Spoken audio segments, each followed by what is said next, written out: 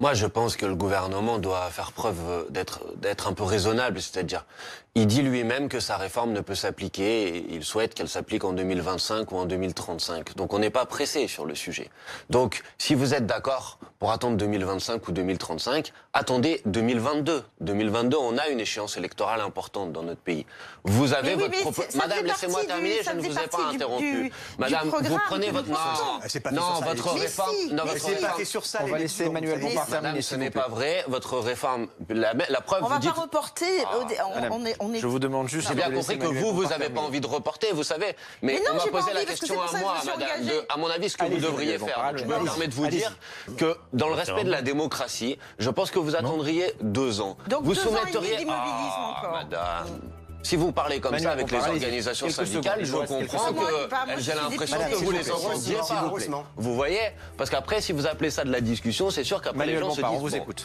Donc, clairement, vous attendez l'élection présidentielle, vous venez avec votre projet, il y aura d'autres candidats qui viendront chacun avec leur projet, et les Français tranchent, c'est ça la démocratie. Ne prenez pas le pays en otage comme ça, parce que souvent vous utilisez cette expression, alors je me permets de l'utiliser. Ne le prenez pas comme ça en otage pendant plusieurs semaines pour passer en force sur votre projet. Vous êtes vous-même d'accord pour dire qu'on a le temps pour l'appliquer? Non, vous n'avez pas précisé, c'est les éléments, la preuve, vous dites vous-même que vous avez dû attendre 2 ans de concertation pour Rendez-vous est pris demain à midi avec Édouard Philippe pour les détails du projet. En 2022, peut-être pour la prochaine présidentielle, et en 2025, peut-être si ce projet s'applique pour ce nouveau projet de réforme des retraites. La manifestation cet après-midi à Paris notamment. Merci à tous d'être venus sur ce plateau. Je pense qu'on n'a pas appris grand-chose hier et que Jean-Paul Delevoye est venu nous présenter soi-disant des points qui faisaient consensus, des points qui faisaient divergence. Je pense qu'il n'a pas très bien compris quelle était la nature de la mobilisation qui avait été engagée dans le pays.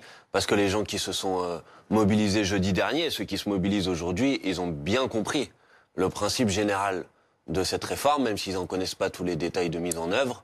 Et ils ont compris et ils ont exprimé une opposition à ce système de retraite par points.